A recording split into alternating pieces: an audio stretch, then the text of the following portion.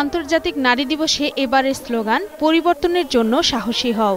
দিবসটি উদযাপনে রাজধানী জুড়ে বিভিন্ন সংগঠনের আয়োজনে ছিল র্যালি, সমাবেশ, মানববন্ধন সহ নানা কর্মসূচি।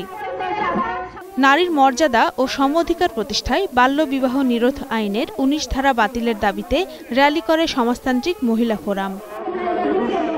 জাতীয় প্রেসক্লাবের সামনে সমাবেশ ও র্যালি করে Bangladesh labour welfare foundation.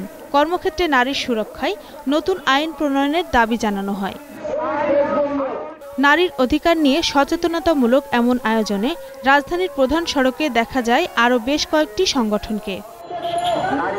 Women in leadership আয়োজিত দিনব্যাপী সামিটে নারীর এগিয়ে যাওয়ার গল্প শোনান আওয়ামী লীগের যুগ্ম সাধারণ সম্পাদক ডক্টর দীপু মনি।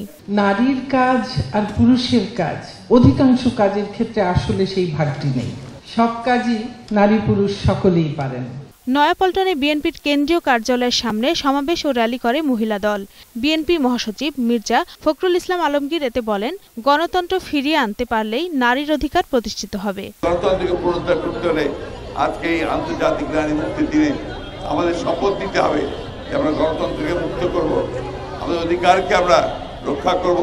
মঙ্গলবার রাত ১২টায় কেন্দ্রীয় শহীদ মিনারে মোমবাতি প্রজ্বলনের মাধ্যমে আধার ভাঙার শপথ দিয়ে শুরু হয় নারী দিবসের কর্মসূচি। অনুষ্ঠানে নারী প্রগতির পথে সকল বাধা দূর করতে সরকার কাজ করছে বলে জানালেন মহিলা ও শিশু বিষয়ক প্রতিমন্ত্রী মেহের আফরোজ চুমকি।